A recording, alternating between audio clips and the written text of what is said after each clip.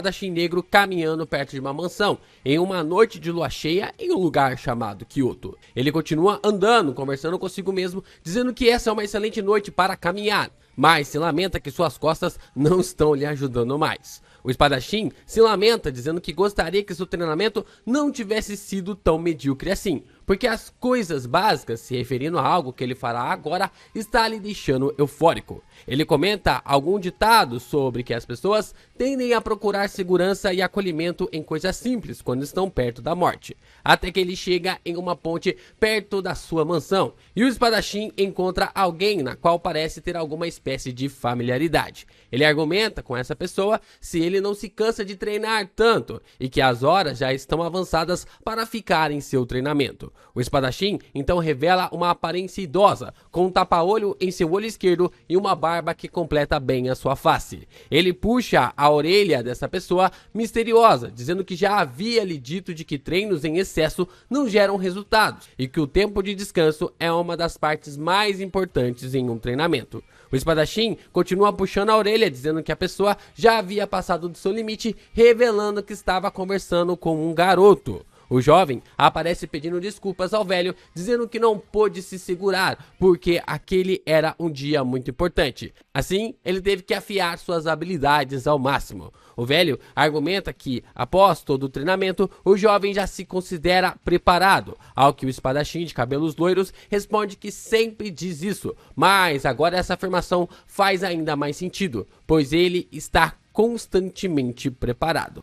O velho então diz que os olhos do garoto refletem isso e que agora eles vão começar o último teste do jovem espadachim. O velho joga sua capa para longe e se aproxima do jovem, questionando quais eram suas últimas palavras. E o garoto desembainha uma parte da sua espada, questionando que aquela era uma excelente noite para morrer. Yo Geeks, aqui é o LP e você está no canal do Geek Brasil. Fiquem ligados que esse vídeo contém spoilers do mangá Ethereum. Sim, pessoal, junto com a Kaiser Studio, formando uma parceria para trazer os 3 primeiros capítulos iniciais para vocês acompanharem o mangá Ethereum. Uma história focada em um universo bem enigmático e interessante para aqueles que amam mitologias, contos e referências. E é claro, muitos e muitos pontos de mangás. Aproveitem que essa história está apenas começando e vem embarcar nessa rota a esse universo com o link na descrição e no primeiro comentário fixado.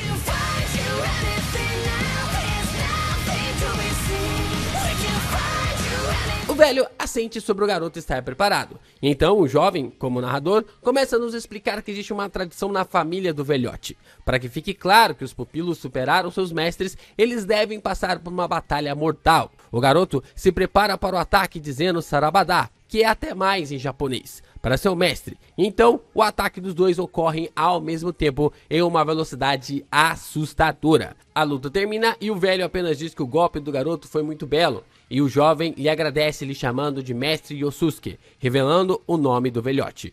Yosuke sorri ao ouvir que o garoto finalmente havia lhe chamado de mestre e revela também o nome do jovem como Caim. Mas essas são as suas últimas palavras. Como um fatality de Mortal Kombat, a cabeça de Yosuke diz adeus ao seu pescoço. Um tempo se passa e Caim está frustrado com a cultura da família do seu mestre. Ele sempre a respeitou, mas ele nunca entendeu o porquê de um aluno ter que matar seu mentor. Caim diz que seguiu as recomendações de Yosuke usando lírios para enterrar seu mestre, pedindo para ele aproveitar o último copo de sake, enquanto o jovem está fumando um cigarro. O garoto está feliz que seu mestre havia lhe ensinado bem o caminho da espada, a apreciar uma boa mulher e saborear um último sake. E vemos um pequeno navio com o corpo de Yosuke. Assim, Caim joga um cigarro dentro do copo de sake que começa a pegar fogo. O garoto vira as costas da ponte e começa a andar perto da mansão. O jovem pensa nas palavras do seu mestre, dizendo que alguém viria atrás dele depois do último teste, mas fica surpreso com a chegada tão rápida desta pessoa. A mulher se apresenta com o nome de Tormenta e diz que foi incrível Caim ter derrotado Yosuke, lhe chamando de Sama, como uma referência de que o mestre do garoto era alguém importante. Ela tinha uma serpente em volta do seu corpo, branca e verde, que parecia pertencer à sua espada. Seu chapéu preto também era algo bem estiloso, que ocultava sua face. Ela continua dizendo que foi uma bruta surpresa o garoto ter derrotado o mestre com a especialidade de Yosuke. Sua roupa parece ter sido feita com alguma cobra gigante e sua presença deixa Caim bem animado, se apresentando e percebendo que a mulher estava ali já fazia algum tempo. Tormenta diz que já sabe o nome do garoto e veio trazer a carta de aceitação do exame dos caçadores e bruxos da Terra-média. Caim fica ainda mais empolgado, dizendo que seu mestre havia lhe treinado pela vida inteira para esse exame e se questiona o que deveria fazer agora. Tormenta fala com alguém chamado Fox e pede para ela mandar a carta de admissão do exame, e assim é mandado um pergaminho. Caim assina os termos confirmando que está participando do exame por vontade própria. Mas assim que Caim assina a carta, Tormenta revela sua verdadeira intenção, se aproximando do jovem e cochichando em seu ouvido, revelando que sabia um segredo do garoto, que lhe deixa atormentado. Assim, ativando um poder chamado Ethereum. Uma aura azulada transborda do garoto, enquanto Tormenta apenas cruza os braços, dizendo que aquela não era a resposta que estava esperando. E por causa disso, Caim agora terá que morrer. Caim tenta atacar Tormenta invocando 2 clones, mas ele é lento demais perto da força da mulher. E ela lhe informa que ainda precisa evoluir demais para acertar apenas um golpe nela. Assim, a mulher revela o nome da cobra como Jormungandr, uma bruta referência à serpente do mundo da mitologia nórdica. A cobra desce o cacete no Caim e seus clones, e Tormenta lhe dá o comando final para que ela devore o garoto, enquanto a mulher acerta um chute na cabeça do jovem, fazendo seu chapéu cair. O golpe na cabeça do Caim é extremamente forte e a cabeça do rapaz racha com o chute da personagem. E ele percebe que se continuar dessa forma vai morrer. Mas então Fox chama por Tormenta, dizendo que a carta do garoto havia dado certo e que agora ele será teleportado. Assim, Caim desaparece e é salvo pelo bater do gongo. Ela reclama dizendo que havia esquecido do teleporte instantâneo e que o garoto havia escapado dos seus dedos por pouco. Tormenta vai embora dizendo para Caim não pensar em baixar a guarda nunca. Isso porque a Terra-média não possui pessoas fracas e que, como havia sobrevivido aos seus ataques, ela lhe deseja as boas-vindas. A mulher diz que ainda tem assuntos pendentes naquele lugar. Diz para Yor, como um apelido bem, tipo assim, próximo a Jormungandr, que ela pode devorar os clones inúteis de Caim, o que faz a cobra lhe agradecer. Em algum momento do passado, vemos Caim treinando com seu mestre fazendo flexões, enquanto Yosuke coloca vários pesos em suas pernas e apoia nas costas do garoto. Assim, um grupo de pessoas se reúne em algum lugar da Terra-média.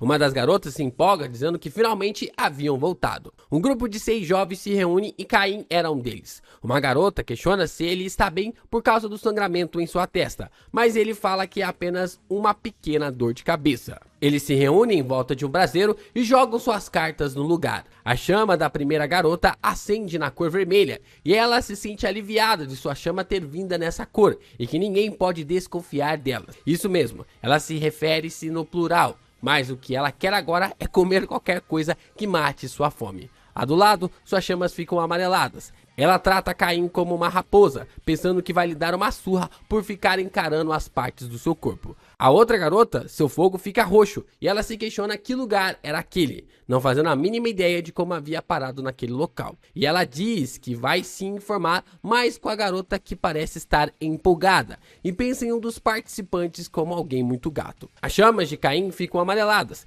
e ele começa a revelar que o segredo que a Tormenta sabe sobre o garoto tem a ver com seu passado. Mas o jovem pensa que precisa deixar isso pra lá e se focar nas garotas, melhor dizendo, no exame que fará daqui a pouco. Caim diz que havia gamado na ruiva, a que reclamou que ele estava lhe encarando demais, dizendo que ela era grande e fica pensando se às vezes não é muito ganancioso. A garota está pistola com ele, pensando que o desgraçado nem mesmo conseguia esconder suas encaradas. Ela chega à conclusão que dará uma chamada nele. Os dois começam uma bruta discussão, com a garota lhe provocando, dizendo se o jovem queria lhe dar. e o que faz Caim rebater, dizendo que era bem longe disso, mas que aceita se a proposta for ao contrário. A garota diz que jamais ficaria com o baixinho que tem cara de mulher e que come espadachins como ele no café da manhã, o que faz Caim lamentar, dizendo que não sabe o que a ruiva está perdendo, questionando o que a atiradora é capaz de fazer. A garota das chamas vermelhas interrompe a discussão, dizendo que eles podem se amar em outro lugar,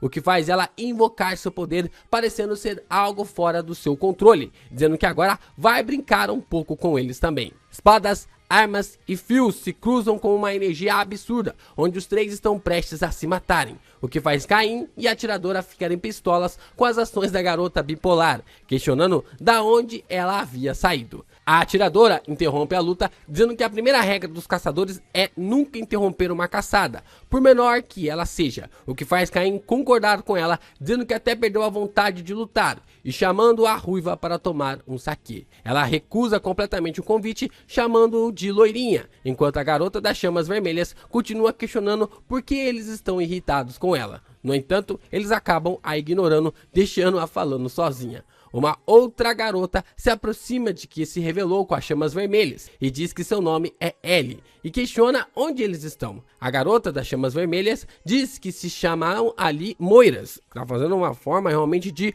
plural e também fazendo uma referência à mitologia grega, as irmãs do destino, e fica surpresa da jovem não saber que lugar era aquele. Ela diz que estão em Midgard e que naquele lugar é onde ocorre o exame dos caçadores. Ellie diz que não faz a mínima ideia onde que fica Midgard e pergunta se fica perto de Berlim. Moiras responde que Midgard fica fora dos continentes humanos e questiona como ela havia chegado ali sem saber disso. Ellie meio que desconversa do assunto, questionando se poderia dar um abraço na garota por ela ser muito fofinha. E Moiras responde que sim. Ellie questiona o que é o exame de caçadores, querendo saber se é algum tipo de convenção, dizendo que não entende nada disso. E a Moiras apenas responde que vão cuidar dela porque é fortuna. Uma participante começa a pensar que Ellie estava mentindo, dizendo que essa garota estava transbordando agressividade depois que havia passado pelo portal espelhado, mas agora estava exalando tranquilidade e ingenuidade e questiona qual era o problema dela. Uma das outras participantes também começa a afirmar que era impossível que Ellie tivesse chegado até ali sem saber o quão perigoso era o exame, questionando se a garota estava apenas zoando com eles. Assim, as duas explicam que esse exame serve para determinar os próximos aspirantes a caçadores e bruxos da Terra-média. Eles são os grandes protetores das leis e ordem dos 4 maiores continentes habitados. A outra explica que esse exame testa sua percepção intelectual e física a cada novo desafio, onde todos os exames trazem uma novidade em seus testes, tornando-os cada vez mais difíceis. Ela conclui dizendo que até mesmo caçadores experientes não conseguem passar nas provas, o que pode fazer Ellie ser reprovada. Assim, Caim e a ruivinha caminham para o local do exame e o espadachim diz que o combate dos dois vai ficar para depois. A atiradora diz para Caim tomar cuidado com o que deseja, porque pode se arrepender de levar um tiro no meio da cara, enquanto estiver dormindo, e se apresenta como a Dama de Ouro. Caim se apresenta também e faz uma brincadeira com o nome da garota, dizendo que se soubesse que a atiradora era uma dama, teria se curvado perante ela, e dessa forma lhe oferece um cigarro. Ela diz que estava tentando parar, mas como aquele é um dia especial, ela terá a honra. A Dama de Ouro ri da piada idiota do Caim e lhe chama de sem noção, dizendo que prefere lhe chamar de rival espadachim. O que faz Caim dizer que agora que ela estava fumando seu cigarro, aquele era um beijo indireto e que isso seria o símbolo de uma boa amizade. Vemos o mapa do mundo de Ethereum, a Terra-média, e vemos que os países que existem no nosso mundo estão rodeados por um domo, e às margens estão os países fora dos continentes humanos. Temos o reino de Gondolion, a muralha Pendragon, o reino de Armstrong, Midgard, o reino Vence, a muralha Nobunaga e o reino Zerofuko. Vemos então Ellie assinando a sua carta para entrar no exame, e parece que ela foi pega em uma cena de assassinato e foi recrutada para aquele lugar sem saber de nada mesmo. Voltamos um pouco no tempo, antes do grupo do Caim chegar no exame. O homem mascarado surge ficando empolgado ao observar que era o primeiro a chegar no lugar. Vemos vários seres alados em volta do local onde ele está, e ele é chamado de Rei de Ouros, com algumas pessoas se curvando por sua presença. Fox, a mensageira daqueles que são testados, é quem está se curvando, e o rei apenas diz que ela não precisa se curvar para ele. O rei diz que estava com saudade de Fox e percebe que ela havia ficado muito mais forte que antes. Fox se sente feliz pelo elogio do rei e diz que quase sempre morre de sustos com os truques dele, dizendo que fazia mais de 3 anos que não se viam. O rei questiona se o primeiro teste havia sido ela que havia pensado, mostrando que um grupo de caçadores foi testado antes do grupo de Caim, enquanto o mascarado pede para que uma bebida seja feita. Fox responde que havia sido ela sim, mas questiona se havia ficado tão óbvio, o que faz o rei dizer que para ele foi mesmo, mas estava tudo bem, porque ele era alguém fora da curva padrão. A examinadora diz que sabe muito bem disso, mas diz para ele não beber agora, porque quer lhe convidar para fazer algo mais divertido. Vemos um grupo de personagens bem excêntricos e um jovem chamado Goldliam tenta fazer uma aliança com eles, mas todos lhe recusam. Um rapaz chamado Jim se aproxima dele e chama Goldliam de príncipe, questionando como ele estava. Provavelmente o garoto seja herdeiro do reino de Goldliam que nós vimos no mapa do capítulo passado. Goldliam responde que está bem e diz que Alma sempre pergunta dele, e ele apresenta a garota como uma das examinadoras daquele ano. Jim acha aquilo divertido e diz que eles estão apenas como examinados, e a Alma já é uma examinadora, o que é algo meio humilhante para eles, já que a garota os superou em muito nesses anos. Goldliam responde com toda certeza e que fará o seu melhor para alcançá-la, mesmo que seu pai não acredite nele. Ele vai passar no teste e vai esfregar a cara do seu pai que ele era capaz de ser aprovado no exame. Goldliam se dirige até o balcão e reclama dizendo que vai ter que esperar os demais chegarem para participar do exame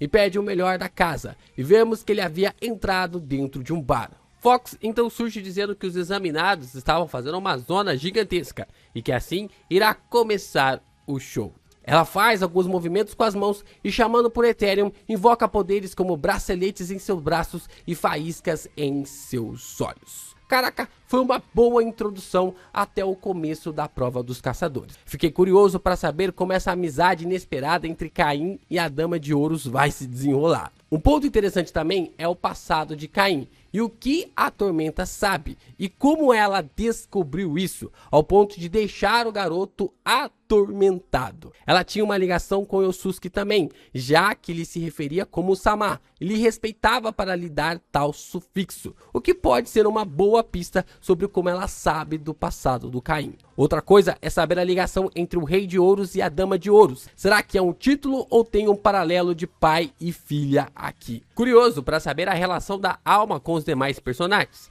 e a diferença da habilidade entre eles. Espero ver seus poderes e a forma diferenciada da sua força em breve. É isso, pessoal. Mais uma vez você pode conferir os capítulos de Ethereum com o link na descrição e no primeiro comentário fixado.